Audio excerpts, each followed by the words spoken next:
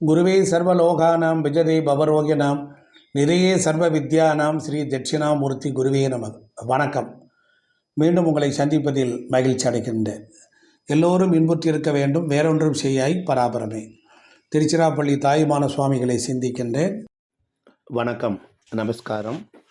இன்றைக்கி நாம் திருமண உறவு, ஒவ்வொரு ஆண்மகனுக்கும் தனக்கு வரப்போகிற மனைவி எப்படி இருப்பா அப்படிங்கிறத நீங்களே உங்கள் ஜாதகத்தை பார்த்து தெரிஞ்சுக்கலாம்.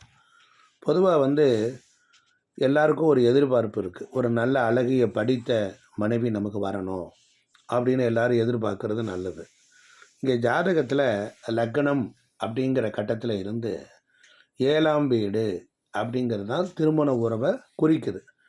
அந்த 7ஆம் வீடு, அந்த 7ஆம் வீட்டு அதிபதி நல்ல நிலையில் இருந்தார்னா பிரச்சனையே இல்லாமல் நல்ல முறையில் திருமணம் நடக்கும். இப்போ 7ஆம் இடத்திற்கு உரியவர்கள் ராகுவோடையோ கூடி 10ஆம் இடத்தில் பலகீனமாக இருந்தால் பொறுத்தளவில் மனைவிக்கு ஒரு ப்ராப்ளங்களை அது ஏற்படுத்தும். பொதுவாக லக்ன அதிபதியை காட்டிலும் 7ஆம் இடத்திற்கு அதிபதி பலம் குறைந்திருந்தால் அந்த ஜாதகருக்கு தன்னை விட குறைந்த அந்தஸ்துள்ள இடத்தில் இருந்து தான் திருமணம் நடைபெறும். இதை நம்ம நிறைய புரிஞ்சுக்கணும். ஒன்று, இன்றைக்கி திருமண தடையில் நிறைய பேர்களுக்கு குடும்பத்தில் இப்போ 7ஆம் இடத்துல ஒரு பாவ கிரகங்கள் இருந்தால், வலிமை குறைந்திருந்தால், தன்னை விட கீழான இடத்துல பெண் எடுத்துக்கொண்டால் உடனே கல்யாணம் ஆகும். இதுதான் அடிப்படை உண்மை. இப்போ ஒவ்வொரு கிரகமாக பார்ப்போம். இப்போ 7ஆம் இடத்தில் லக்னத்திலிருந்து எண்ணி வருகிற கட்டம் 7ஆம் இடத்தில் சூரியன் இருக்க இருந்தால் மனைவியினுடைய அதிகாரம் குடும்பத்தில் தூள் பறக்கும். கட்டாய திருமணமாகவோ நிர்பந்தமான சூழ்நிலையிலோ திருமணம் நடைபெறும். இருந்தாலும் மனைவி மூலமாக பண வசதிகள், தனப்பெருக்கு கிடைக்கும். அரசாங்கம் மூலமான ஆதரவுகள்லாம் கிடைக்கும். அதிக முயற்சியே இல்லாமல் வாழ்க்கையில் வெற்றி பெறலாம். தொழில் விரைவான முன்னேற்றம் அடையும். நண்பர்கள் ஆதரவு கிடைக்கும். மனைவிக்கும் ஜாதகருக்கும் ஒரு கருத்து வேறுபாடு இருந்தாலும் சில நேரங்களில் உஷ்ட சம்பந்தமான வியாதி உண்டு. அப்போ 7இல் சூரியன் யார் ஜாதகத்தில் இருக்கோ அவங்களுக்கு இதுதான் பலன். அடுத்தாப்பில் பாருங்கள், 7ஆம் இடத்தில் சந்திரன் இருக்கக்கூடியவர்கள் 7ஆம் லக்னம் என்கிற கட்டத்தில் இருந்து எண்ணி வந்தால் 7வது வீட்டில் சந்திரன் இருந்தால் அவருக்கு வரக்கூடிய மனைவி கற்பனை வளமும் கலைஞானமும் உள்ளவராக இருப்பார். மனதிற்கு பிடித்தவளாக மனைவி சேருவாள். வட்டமான முகம் உடையவளாகவும் அழகிய ரூபம் உடையவளாகவும் மனைவி விளங்குவார். அற்புதமான குடும்பம் அவங்களுக்கு அமையும். பெரும்பாலும் தாய் வழி உறவில் திருமணம் நடைபெறும். வசதியான வாழ்க்கையெல்லாம் கிடைக்கும். சுற்றத்தார்களும் நன்றாக அமைவார்கள். அதே தேய்பிரை சந்திரனாக இருந்தால் ஒரு சில குறைபாடுகள் அங்கே காணப்படும். சரி, 7ஆம் இடத்துல செவ்வாய் இருக்காருன்னு வச்சுக்கோங்க. கணவனுக்கும் மனைவிக்கும் அபிப்பிராய பேதங்கள்லாம் அங்கே ரொம்ப காணப்படும். மனைவிக்கு வைத்திய செலவு வைப்பவளாக இருப்பால் வழக்கு விவகாரங்களில் ஈடுபடக்கூடியதாக அமையும். ஜாதகருக்கு உஷ்டம் சம்பந்தமான ரோகம் ஏற்படும். பல துறைகளிலும் எதிர்ப்புகளை சந்திக்க வேண்டியது வரும். சண்டை சச்சரவுகள் சர்வ சாதாரணமாக குடும்பத்தில் ஏற்படும். ஒரு சிலருக்கு காலம் கடந்து தான் திருமணம் நடைபெறும். 7ஆம் இடத்தில் உள்ள செவ்வாய் பலமிழந்து காணப்பட்டால் செவ்வாய் தோஷம் என்று சொல்வார்கள். இது சம்பந்தமாக அதனால் செவ்வாய் தோஷம் உடைய ஜாதகருக்கு பெண்ணாக இருந்தால் 25 வயசுக்கு மேலும், ஆணாக இருந்தால் 30 வயசுக்கு மேலும் செவ்வாய் தேசம் உள்ள ஜாதகமாக பார்த்து தான் இணைக்கணும். செவ்வாய் மிகவும் பலகீனமாகவோ அசுப கிரகங்களின் பார்வையோ கிடைக்குதுன்னு வச்சுக்கோங்க, விவகாரத்து கூட ஏற்பட்டுரும். அதனால் குடும்பத்தில் குழப்பம் வந்துடும். அதனால் லக்னத்திற்கு 7இல் செவ்வாய் இருந்தால் இந்த மாதிரியான விஷயங்கள்லாம் உண்டு. அடுத்தாப்புல லக்னத்திற்கு 7வது வீட்டில் புதன் இருந்தால் மனைவி கருமை கலந்த பச்சை நிறத்தில் நிறத்தில் தான் அமைவாள். ஆனால் அதி புத்திசாலியாக இருப்பாள். அவர்கிட்ட கொஞ்சம் நகைச்சுவை கலந்த பேச்சுக்கள் இருக்கும்.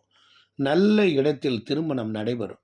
மனைவி படித்தவளாகவும் சிற்ப சாஸ்திரங்கள், சிற்ப சித்திரங்கள், பட வரைதலில் ஈடுபாடு உள்ளவளாகவும் அமைவாள். மனைவி வந்த பிறகு தாங்க அந்த குடும்பமே விருத்தி ஆகும். மனைவியை குடும்பத்தில் எல்லோரும் போற்று கொண்டாடுவாங்க. ஆனால் அதே நேரத்தில் புதன் வலுவிழந்து இருந்தால் ஒரு சில குறைபாடுகள்லாம் இருக்கும். காலாகாலத்தில் திருமணம் நடைபெறும். மெச்சத்தகுந்த திருமணமாகவும் அது அமைஞ்சிருங்க. பாருங்கள், 7ஆம் இடத்துல குரு பகவான் இருக்கிறாருன்னு வச்சுக்கோங்க.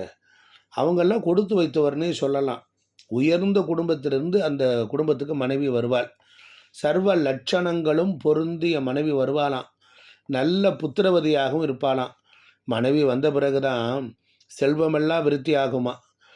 கடமை தவறாத ஆச்சாரம் அனுஷ்டானம் மிகுந்த மனைவியாக வருவாளாம். ஜாதகரும் தகப்பனாரை விட வசதியாக இருந்து வாழ்வாராம். திருப்தியான திருமணம் நடைபெறுமா. குடும்பத்தில் பொன்னும் பொருளும் நிறைந்து காணப்படுமா. குரு பகவான் அதே நேரம் பலமிழந்து இருந்தாலும் கொடிய கிரகங்களினுடைய சேர்க்கையோ பார்வையோ பெற்றிருந்தாலும் ஒரு சில அம்சங்களில் குறைபாடு இருக்கும். ஒரு சிலருக்கு தாமத திருமணமும் நடைபெறும். 7ஆம் இடத்தில் சுக்கிரன் இருக்காருன்னு வச்சுக்கோங்க. மனைவி சுருண்ட முடி உடையவராக இருப்பார். கவர்ச்சியான தோற்றம் உடையவராக இருப்பார். ஆடல் பாடல் சங்கீதத்தில் நிறைய ஈடுபாடு உடையவராக இருப்பார். பாருங்க, அழகான அழகு அப்படி இருக்கும். 7ஆம் இடத்துல சுக்கிரன் இருக்கக்கூடியவர்கள்லாம் கொடுத்து வைத்தவர்கள். குடும்பத்தில் உல்லாசத்திற்கு குறைவே இருக்காதுங்க. வண்டி வாகனம் நிறைந்த வசதியான வாழ்க்கையெல்லாம் கிடைக்கும். காலாகாலத்தில் திருமணமெல்லாம் நடக்கும். உயர்ந்த இடத்துல நல்ல அந்தஸ்துள்ள இடத்துல மனைவியும் நல்ல சொந்த பந்தமும் அமையும். ஜாதகர் சிற்றின்ப பிரியராக மாறிடுவார். பிற பெண்களிடம் பேசுவதில் அலாதி பிரியம் உண்டு. ஆனால் அதே நேரத்தில் சுக்கிரன் பலகீனமாகவோ அசுப கிரகங்களுடன் கூடியோ பார்க்கப்பட்டு இருந்தால் ஒரு சில குறைபாடுகள் ஏற்படும். இப்போ அடுத்து லக்கணத்தில் இருந்து 7வது இடம் திருமணஸ்தானத்தில் சனி பகவான் அமைய பெற்றிருந்தால் ஜாதகருடைய திருமண வாழ்க்கை பெருசாக நல்லது நடக்கலைங்க, சோபிக்காதுன்னு சொல்லுவாங்க. காலம் கடந்த திருமணம் ஏற்படுமா. மனைவி தன்னை விட மூத்தவளாகவும் அமைய வாய்ப்பு உண்டு. ஏன் அப்படி சொல்கிறேன்னா, சனிங்கிறவர் வயோதிக தோற்றமுடையவர். சனி இருந்தால் எந்த பாவத்தில் இருக்காரோ அந்த பாவத்தை சனி பகவான் கெடுப்பார். அந்த குணத்தை தான் கொடுப்பார். குல தர்மத்திற்கு முரண்பட்ட திருமணமாகவும் நடக்கும். வாழ்க்கையில் ஒரு விரக்தி மனப்பான்மை ஏற்பட்டுரும். ஜாதகர் எப்போதும் தனிமையிலே இருக்கணும்னு தான் நினைப்பார். இவருடைய நண்பர்கள்லாம் இவரை ஏமாற்றுவாங்க. இவருக்கு சமூகத்தின் மீது ஒரு வெறுப்பு ஏற்பட்டு போயிடும். சிலர் விரவையை கூட கல்யாணம் பண்ணிக்குவாங்க. இவங்களுக்கு உழைப்புக்கு தகுந்த ஊதியம் வேறு கிடைக்காது.